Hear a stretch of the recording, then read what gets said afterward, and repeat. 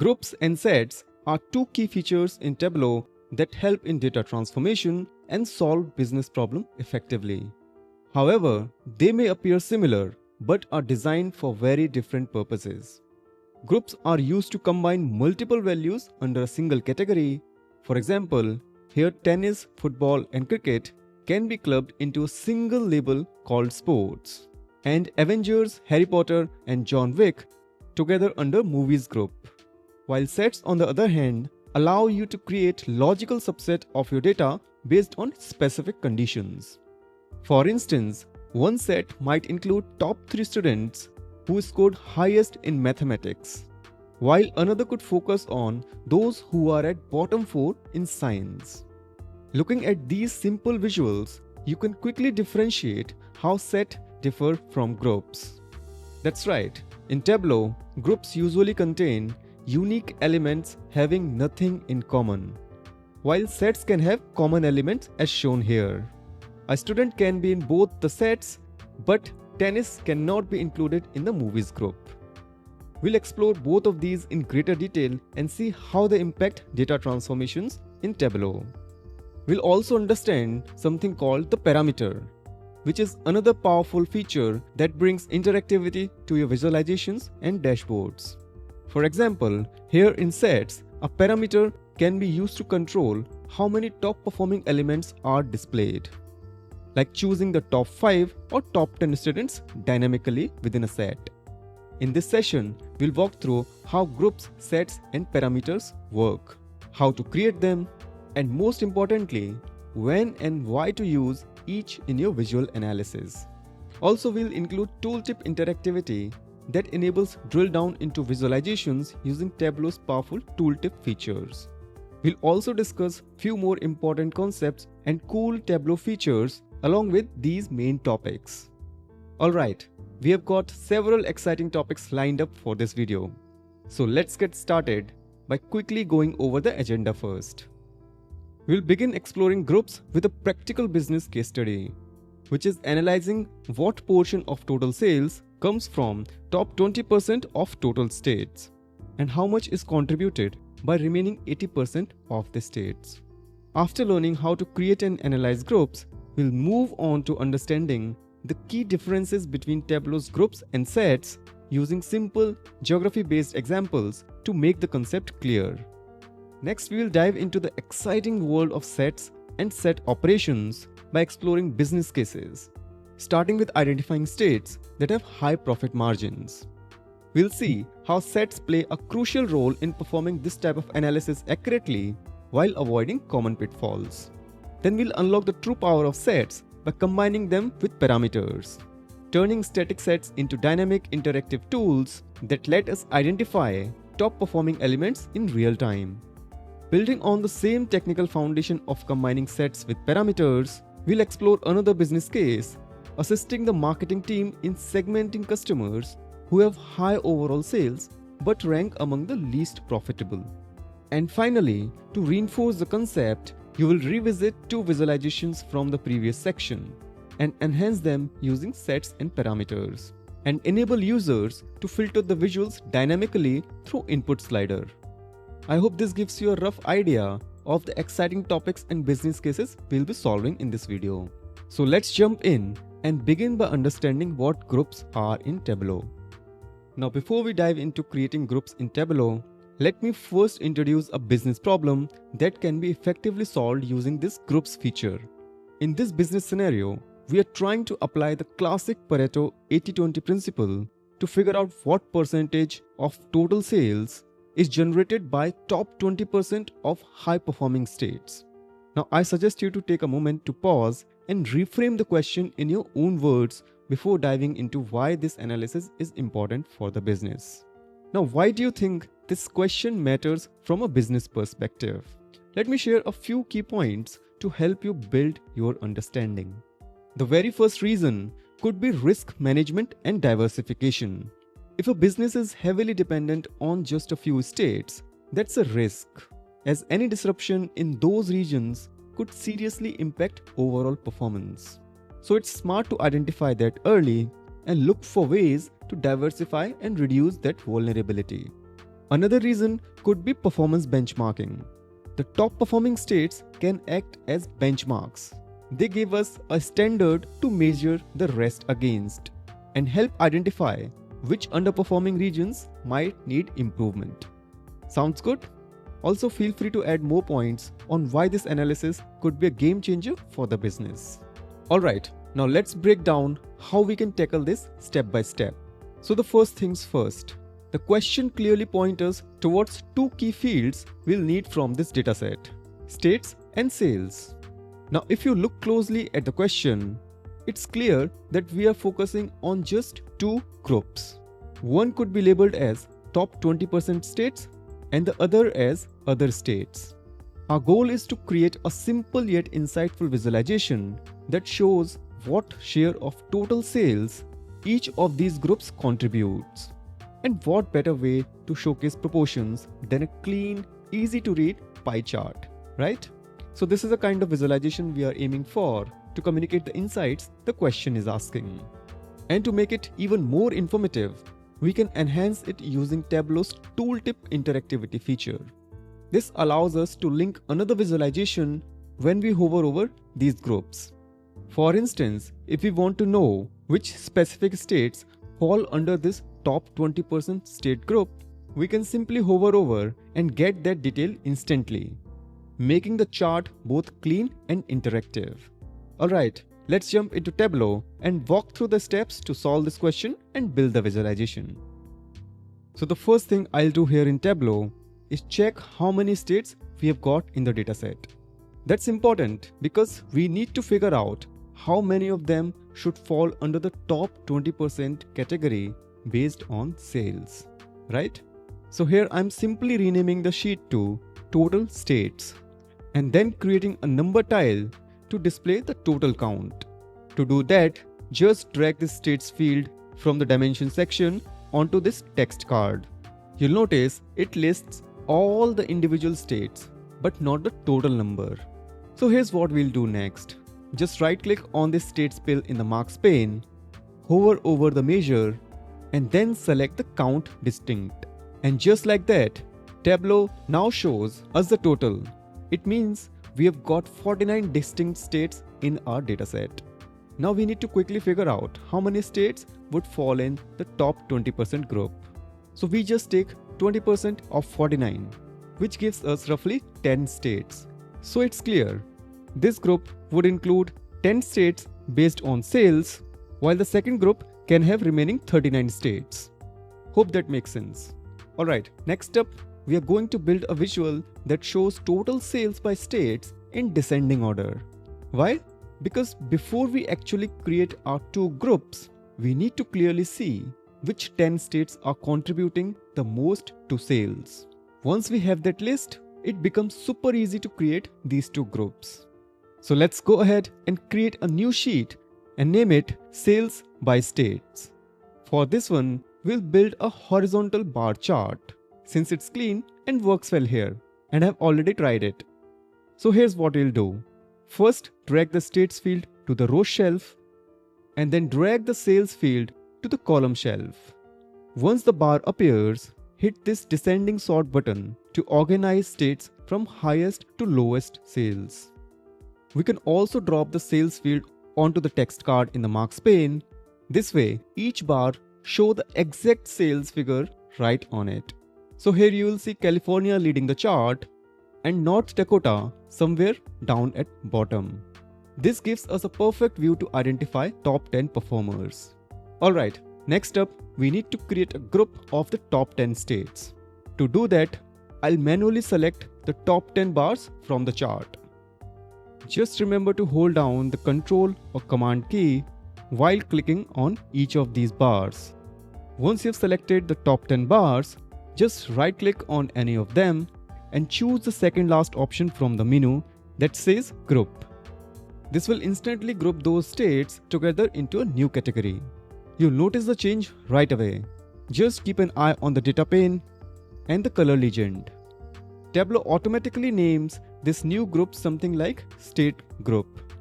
And you will see a small paperclip next to it, which indicates it's a grouped field. And over in this color legend, the top 10 states are highlighted in blue by default, while the remaining states are shown in grey. I'm going ahead and tweaking this color scheme for better clarity, but feel free to explore other combinations that suit your style. Also, I'm somehow not too happy with the default group names Tableau assigned. But the good news is, renaming them is super easy. Just right-click on this group state field and select Edit Group. This opens up the group editor where you will have full control. Here I'm keeping this field name as is for now, but you can absolutely change it. Below that, you will see drop-downs for each group. Clicking them reveals the list of state in each group. So you can review and even rename each group for better clarity. For instance, I'm going to rename this selected group as top 20% states and the other one as other states. Once done, click apply and then click OK to save the changes. You'll notice this change is reflected in the color legend too, which now clearly displays the updated group names as top 20% state and the other states. Now after creating this group, if you switch to data source tab, you'll notice that the group we just created has been added as a new column in the dataset. This column contains two distinct values, top 20% states and other states based on which group each state belongs to. So this essentially means you can now use this group field just like any other field in your data. So the quick takeaway is, creating a group in Tableau automatically generates a new field in the dataset that you can use in visualizations, filter and more. Alright, now it's time to circle back to our main question and analyze sales based on the two groups we just created. Let's go ahead and create a new sheet and name it something like State Group Sales. In this sheet, our focus will be on two fields, this newly created group field and the sales measure. To build the visual, I'll start by dragging this state group field onto the column shelf and the sales measure onto the row shelf. By default, Tableau creates a bar chart, which is fine and communicates the idea. But let's switch to a pie chart, as pie chart gives a better visual representation of the proportional contribution of each group. And since you already know how to create a pie chart, just head over to the Show Me tab and select the pie chart option. By default, it might appear a bit small. So to resize it, just go to this Fit drop down and choose the entire view. Awesome. Now let's add some numbers and labels to make it more informative. Let's start by adding group labels to the pie chart so it becomes clear which section represent which group. To do that, simply drag the state group field onto the label in the marks pane, and to display the actual sales figures on the chart, drag the state field on the label card as well. This way, both the group name and the corresponding sales amount will be shown directly on the pie slices. As you can see here, the top 20% states by sales, or just 10 states alone, contribute nearly 1.6 million in total sales, while the remaining 39 states account for only 700k. But in this case, we are more interested in understanding their percentage contribution rather than raw figures. And you already know that converting these numbers to percentages is super simple. It's just a quick table calculation, something we have already done several times in earlier videos. So now to display the percentage share using quick table calculation, simply right click on this sales bill in the marks pane that's showing the sales number on this pie chart. Then hover over quick table calculation and select percent of total. And that's it. This pie chart will now show the percent share of sales by these two groups. Quick and easy. So if you remember, our original hypothesis was to check how closely our data follows Pareto's 80-20 rule, which is the general idea that roughly 20% of inputs drive 80% of outcomes. So here from this pie chart, we can clearly see that 20% of the states, which is just 10 out of 49 states, are contributing nearly 70% of total sales, while the remaining 80% of the states, 39 of them, account for just 30% of the total sales. That's pretty close to the Pareto's 80-20 pattern, and it gives a powerful insight that a small group of states is driving bulk of our revenue, right? So this serves as a practical business use case demonstrating how to create and analyze groups in Tableau. Now, as I mentioned earlier, we are going to make this visual interactive. It means when you hover over each group in this pie chart, you can see the exact state names belonging to a particular group and their individual contribution to total sales. So the idea is to link this sales by state visualization with this pie chart for a more dynamic experience. And the good news is, to enable this kind of interactivity, Tableau gives us a neat feature that lets you customize what appears when you hover over a group in this chart. Right now, when we hover over one of the pie chart segments, this tooltip always shows the group name, its percentage contribution to total sales, and the actual sales amount in dollars. So if I want to display the names of all states within that group, all you need to do is edit the tooltip. And to do that, simply click on this tooltip card in the marks pane. This opens the tooltip editor where you will see the current text being shown on hover. From here, we can modify or add dynamic fields like state names to make the tooltip more informative and interactive. You can also customize the text formatting using this toolbar, like adjusting the font size, style, color, alignment, and more to make the tooltip cleaner and more visually appealing. Now to link this pie chart to the bar chart that shows sales by individual states, first place your cursor in the next line, then click on this insert drop-down from the toolbar, hover over the sheet option, which is the first one, and from this list that appears, and select the sheet that you want to link with the current visualization. In our case, it is sales by states. So click on it and you will see a placeholder for that sheet is added to this tooltip editor. Finally, hit OK to save your changes. Now when you hover over the groups in this pie chart, you will not only see the existing details like group name, percentage share, and total sales, but also the list of individual states and their respective sales that fall under that group. This feature is super useful when you have a lot of information to present, but limited space on your dashboard. Appreciating it? Awesome.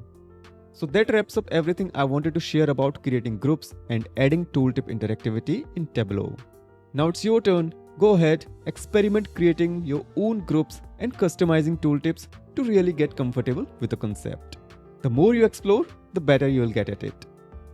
Let's now shift our attention to sets in Tableau and explore how they differ from groups and eventually solve practical business problems and use cases using sets. Let's quickly start by revisiting how sets are different from groups.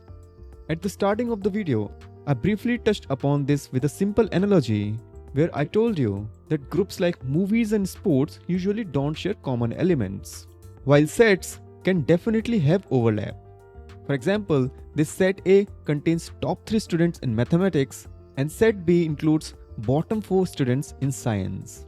Now a student like Alex, who scored 81 in maths but only 38 in science, can be a part of both sets A and B. This overlap is exactly what differentiates sets from groups. So keep this idea in mind, because we are about to dig deeper into the more technical aspects of sets and how they give us more flexibility when analyzing data. Let's begin with a simple dataset that includes just 2 columns, order ID and state, from the Superstore sales data. The first thing I'm going to do here is to create groups based on population density for each state and classify them into 3 categories: small, average, and large. For example, New York would fall into the small group, California would be classified as large, and Georgia fit into the average category based on the respective population sizes. This way, we are segmenting our states into meaningful groups to analyze patterns or trends more effectively. Just a quick note, this classification is purely for demonstration purposes and may not be geographically or demographically accurate. Anyways, we have created 3 groups here, and as you can see, creating groups adds a new column to the data source, something we have already observed earlier in Tableau too. But now let's explore some example of sets using the same sample dataset. So here we are creating our first set with states that have beaches and another set with states that have deserts. Likewise, we can create several other sets based on different characteristics of each state. Now in this first set that have beaches, we have included New York, California, Georgia and Ohio. Meanwhile, Colorado and Michigan fall outside of this set. Similarly, in the second set of states that have deserts, California and Colorado falls inside the set, while New York, Georgia, Ohio and Michigan fall outside of this set. Now looking at these two sets, one thing becomes clear. A set is essentially a data structure that indicates whether an element is a part of the set or not, like a Boolean output of either true or false. So we'll now leverage this unique property of sets, which lets us perform set operations like intersection and union. These operations help us answer interesting questions, such as which states have both beaches and deserts. And the answer can be found by simply taking the intersection of two sets. In this case, it's California. We can also ask which states have at least beaches or deserts. And this can be answered by simply taking the union of both the sets. And in this case, the answer is New York, Georgia, Ohio, California, and Colorado. Apart from these two major set operations, intersection and union, here are 3 more questions for you to think about. Pause the video and try answering them by referring to this Venn diagram of both sets. The first question is, which states have only beaches but not deserts? The second one is, which states have only deserts but not beaches? And the last one, which states have neither beaches nor deserts? Pause the video and give it a shot. Easy, right? Cool. So that's about the basic theory around sets and set operations that I wanted to cover before we dive into creating sets in Tableau. Now up next, we'll see how Tableau handles these operations to answer real business questions. Also, an important point to note here is that since sets are binary in nature, it means an item is either in or out of the set. Tableau treats them as a special data structure. It stores sets into the memory instead of adding a new column to the data source. This allows Tableau to perform set operations quickly and efficiently, optimizing both space and performance. Alright, let's jump into working with sets in Tableau. But before we do that, as always, let's take a moment to define a business problem and outline the approach we'll follow to solve it using sets. So the business problem we are tackling here is to identify the top states with highest profit margins, but only among those states that already show both high sales and high profit. Read the question and think through it. Interesting question, right? We are not just looking at high profit margin across the board. We are specifically narrowing down to those states that already qualify as high in both sales and profit. And if you remember, we have already created this profit margin calculated field in the previous video. So we'll be building on top of that in this exercise. Now let's take a moment to understand why the business wants to analyze this particular question. There's a couple of strategic reasons behind it. First, pinpointing high value markets. This helps the business zero in on states where the performance is already optimized, both in terms of sales and profit. These are the ideal candidates for scaling or expansion because the foundation is already strong. Second, balancing sales and margin because it's easy to get caught up in chasing just high sales figures.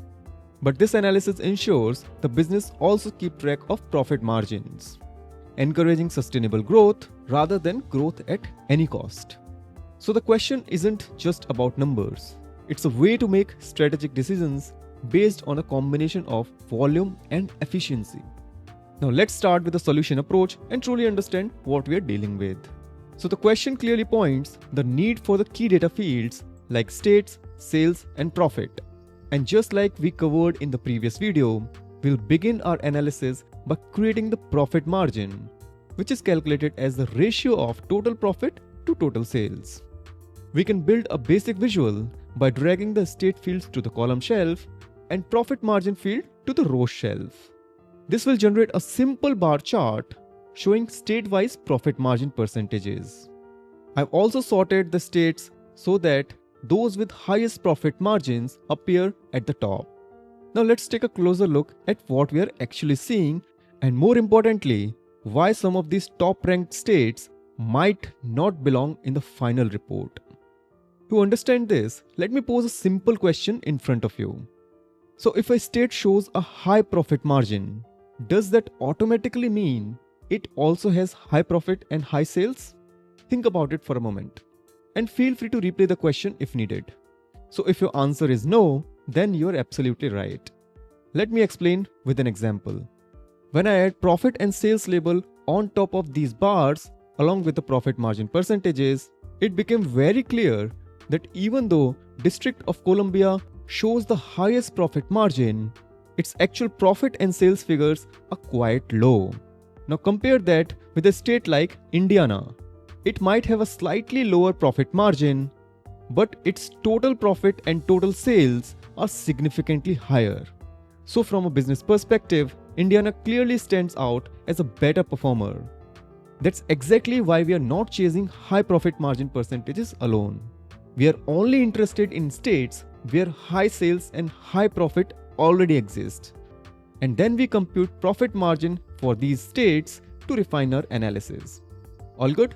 So before jumping into comparing profit margins, our first step is to identify which states qualify as both high in sales and high in profit. And this is exactly where sets in Tableau become incredibly useful.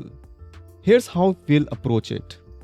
First, we'll create a set of top 10 states by sales. We can choose any number of states, but for now, let's start with top 10. Then we'll create another top 10 states by profit. Next, we will use this intersection of two sets that gives us the list of states that rank high in both sales and profit. For example, state like B, G, and S. Once we have these high-performing states, we can go ahead and visualize their profit margins to make smarter, more focused comparisons. Does it make sense? Alright, let's hop into Tableau and follow this approach step by step to see how smoothly we can create sets and carry out this analysis. Let's start in Tableau by opening a new sheet and renaming it to Profit Margin by States. The first thing we do is to create a new calculated field and name it as Profit Margin. In this formula box, enter the expression we covered earlier, which is sum of profit by sum of sales. We have already gone over this calculation in greater detail in previous video. So if you have any doubt regarding this expression or syntax, you can refer to the last video on calculated fields. Once you have entered the formula, just hit OK to save it. Now let's start building the visual. Begin by dragging the state field to the column shelf and profit margin field onto the row shelf. This will generate a basic bar chart. To make it more insightful, sort the bars in descending order so that the states with highest profit margins appear first. Next, let's also add the profit margin percentage label directly onto the bars.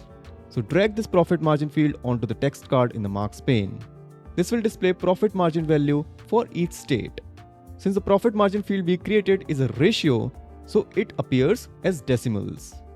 To simply convert them into percentages, right-click on the text fill in the marks pane, then select Format, and under the numbers, choose the second last option, Percentage.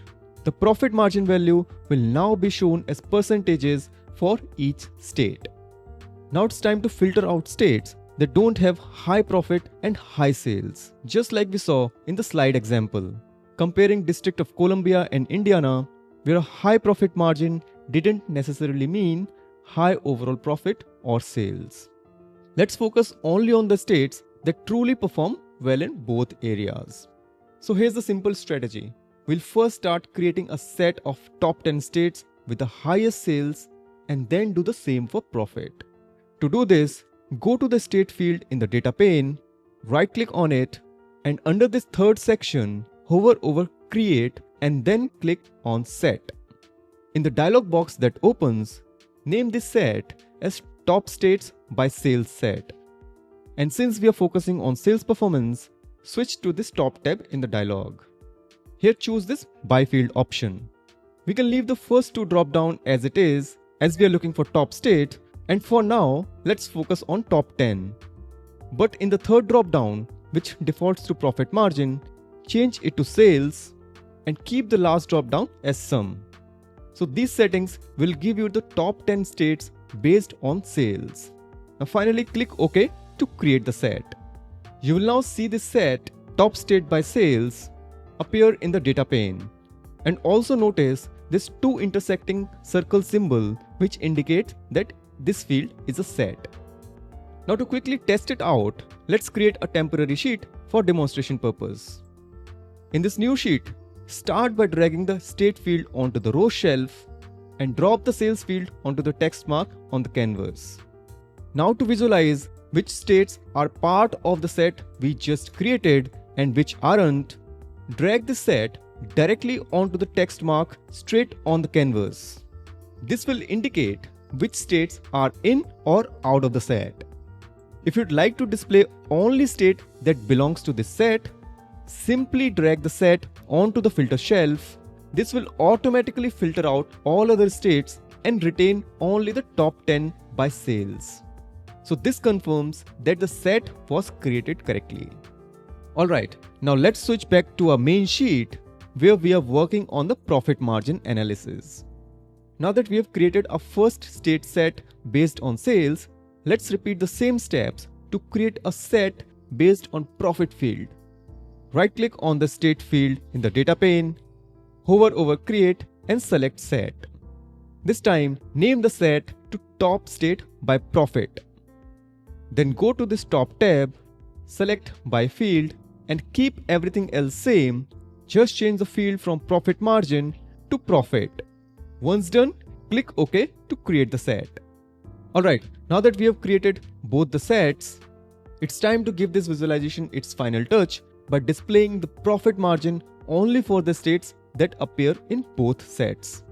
Essentially, we are looking for states that are common to both the top sales and top profit sets. Now there are two ways to go about it.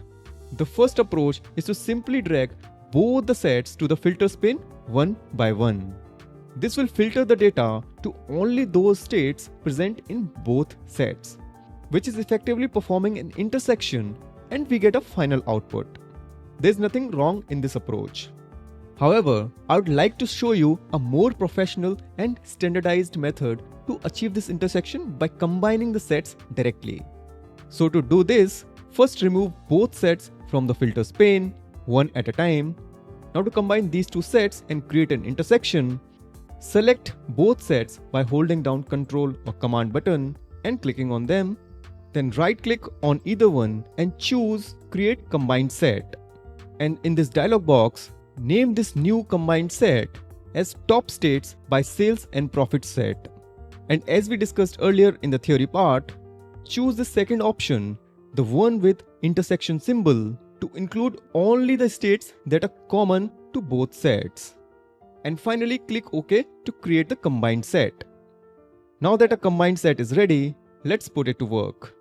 Simply drag this combined set onto the filters pane, and instantly you will see your visualization update to reflect only those states that are part of both sets. And that's it. You now have a clean, focused chart showing profit margin percentages only for states that truly matter. One with both high sales and high profit.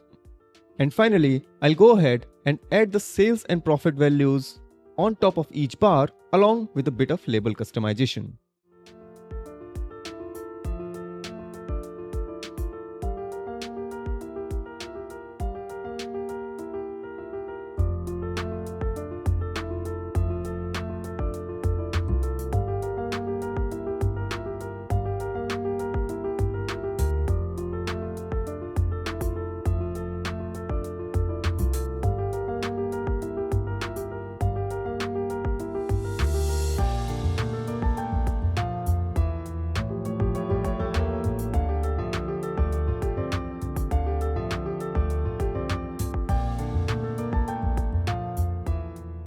Okay, now feel free to handle the remaining formatting as per your style.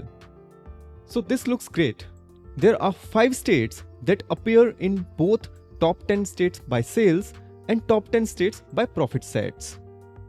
But what if you want to include more states in your visualization?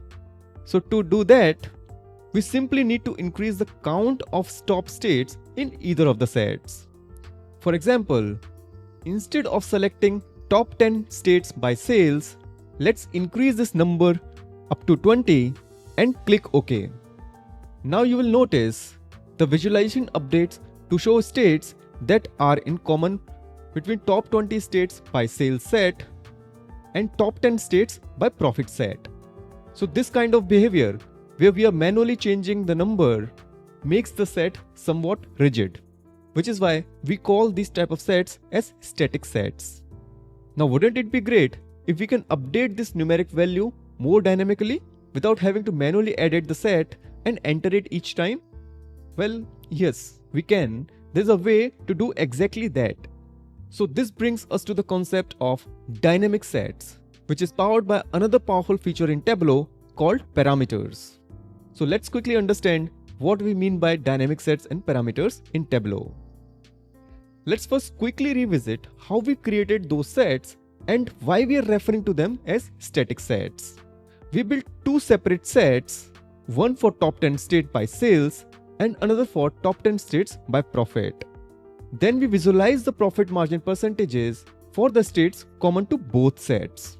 However, if we want to view more common states in the visualization, we have to manually edit the set every time and change this top count from 10 to 20 or 25 every time. This manual adjustment is what makes these sets static in nature.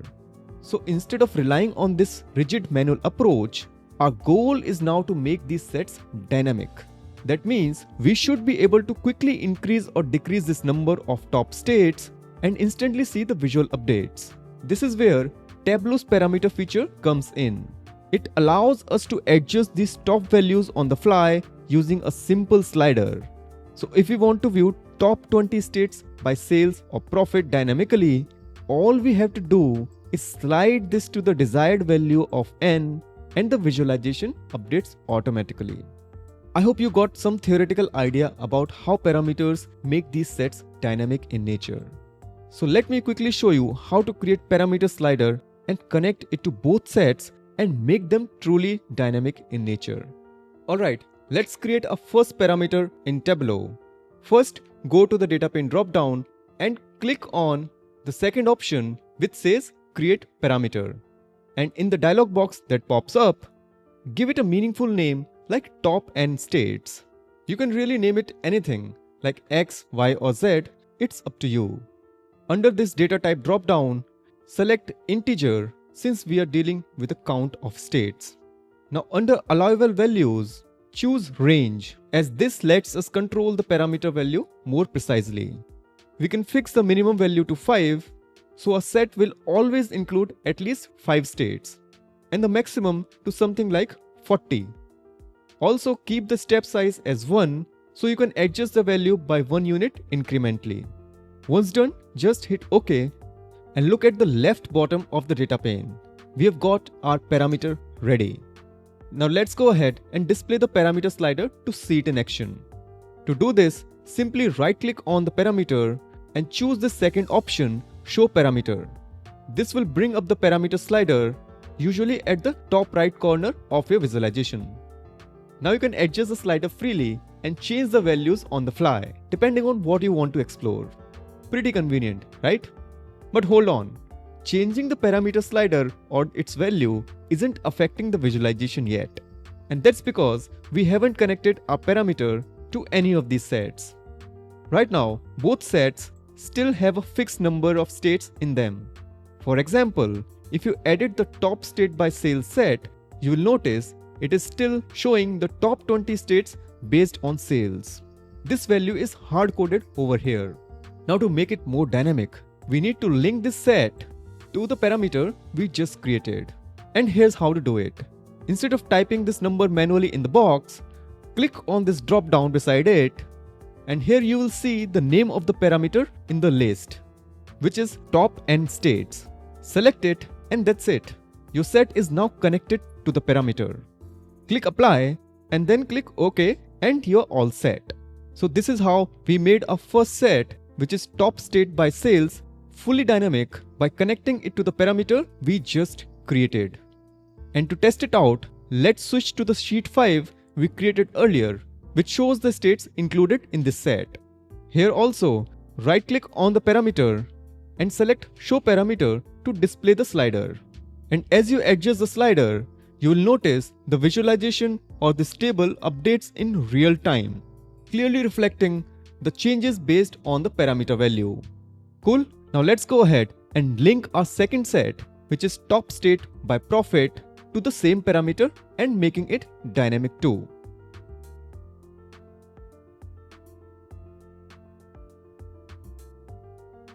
Once you have done that, you can clearly verify the changes by creating another sheet similar to this one. But instead of using this top state by sales set, just bring in top state by profit set to the filters pane and then play around with the parameter slider and observe how the list updates based on the selected value. I'll leave that part for you to practice. Now that both sets are linked to the parameter, let's return to our main visualization, the one showing profit margin of states that are common to both sets. And here, as you adjust the number of states included in each set, using the slider, the intersection of both sets, which is the common states, updates automatically. For instance, if you set this parameter value to 5, you might see 3 common states. Increasing it to 10 will increase the number of common state to 5. This dynamic update is what makes the visualization powerful and interactive. Now you can place this visualization along with this parameter control on a dashboard and share it with your stakeholders. This allows them to interact with this slider and uncover any important insights based on their specific interest or questions. Now let me share a quick tip to keep your data pane clean and organized. Especially as your project grows and you start creating more sets, groups, and calculated fields, instead of letting them pile up randomly in the data pane, you can group related items into folders. So for example, say you have created these 3 sets. Rather than having them scattered in the data pane, let's group them under a single folder called sets. To do this, first click on this drop down in the data pane and make sure this group by folder option is checked. Now select all 3 sets one by one, right click on your selection, hover over the folders and click on create folder. Here name the folder as sets and hit OK. You'll instantly see a new folder called sets appear neatly at the top. So all your sets are now tucked in at one place. You can even collapse the folder to keep your workspace neat and tidy. It's super helpful as your workbook starts getting bigger. Cool, with that quick tip, we have now covered all the key concepts and theoretical groundwork for this video. So we explored what groups, sets and parameters are, how to make dynamic sets using parameters, a touch of Tooltip Interactivity, and how to keep your data pane organized using folders. Alright, now it's time to dive into another business case study that will give us more hands-on practice to really consolidate our understanding of these concepts. So let's jump in. This time, the business problem we are tackling falls under the domain of customer segmentation analytics.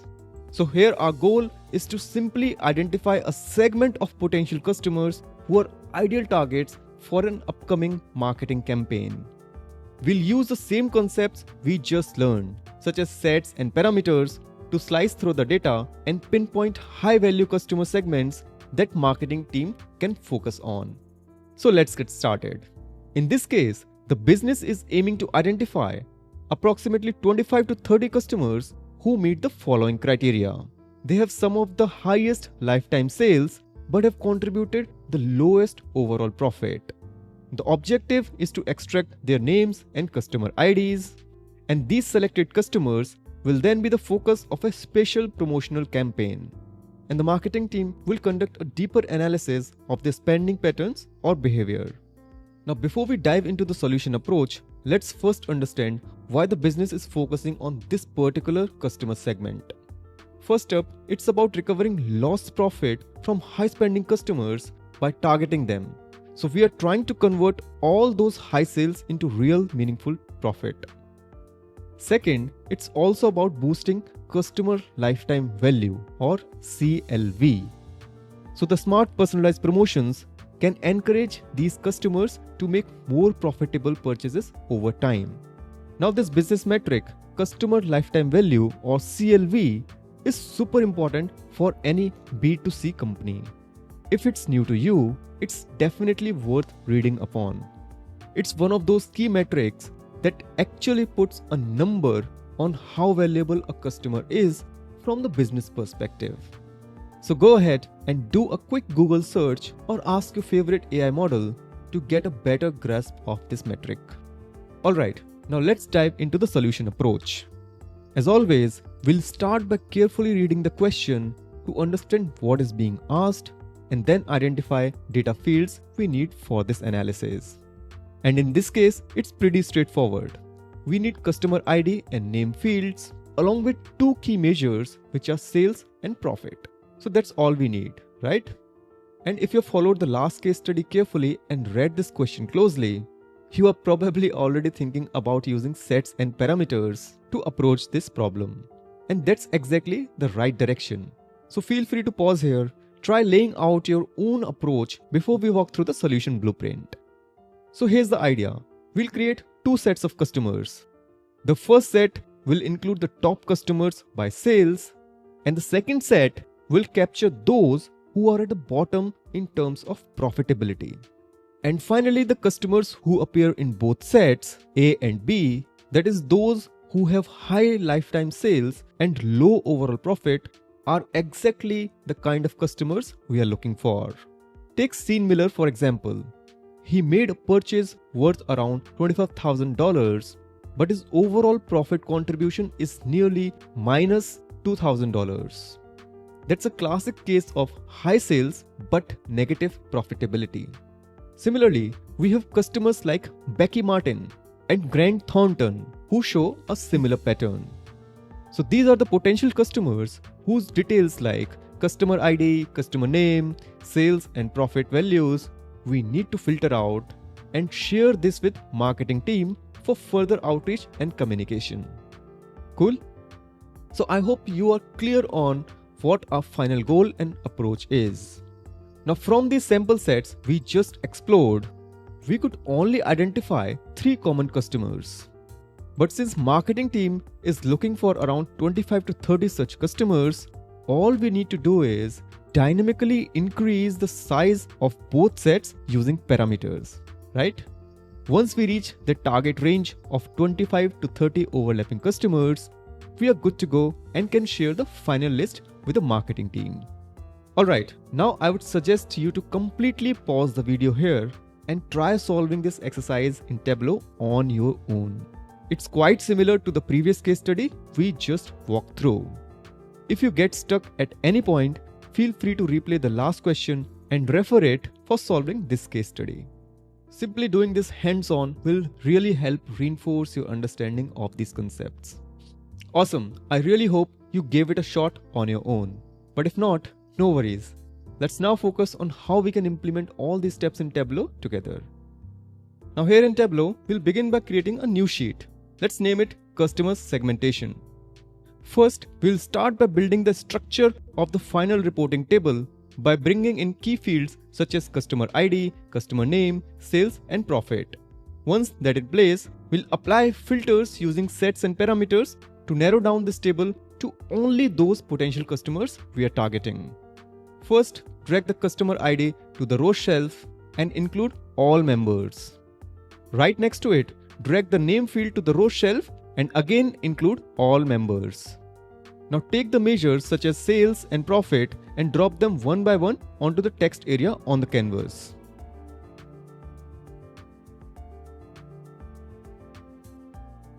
This gives us final table structure we need for reporting. Alright, before we go ahead with creating 2 sets we talked about, let's first create a parameter. This parameter will help us control how many customers we want to include in each of those sets. And it will make it easier to link with the sets when we create them. So here's how to simply go about it. First, click on this drop down in the data pane and choose Create Parameter. And in the dialog box that pops up, give it a name like N customers. Feel free to name it whatever makes sense to you. Next, under the allowable values, select Range for better control. I'm setting this minimum to 20 customers and the maximum to 250 customers. And this time, let's keep the step size to 5 so we can change the number of customers in a set in an increment of 5. And don't forget to change the data type from float to integer. Once you have set all that up, just hit OK. You'll notice new parameter N customers sitting under the parameter section in the data pane. Now just right click on this parameter and choose Show Parameter. You'll see it is nicely displayed on the screen. And when we click on these left and right buttons, it increases or decreases in a step size of 5. So the first step is done. Now let's move on to creating the sets one at a time. And we'll link this parameter to each one of them. So let's start by creating a first set or set A, which is top customers by highest sales. To do that, just right click on the customer name field, go to create and choose set. And in this dialog box, give the set a name like top customers by sales. Now head over to this top tab and under this by field section, instead of this fixed numeric 10, replace this default 10 with a parameter N customers. And in this third drop down, select the sales field and keep the fourth one to the sum. And that's it. Our top customer by sales set is now ready and linked to the parameter called N customers, which will dynamically control the number of top customers based on their total sales. Now once you are done, just click OK. And you will see that the set appears in the data pane. Now let's create another set, but this time to identify customers with the lowest profit.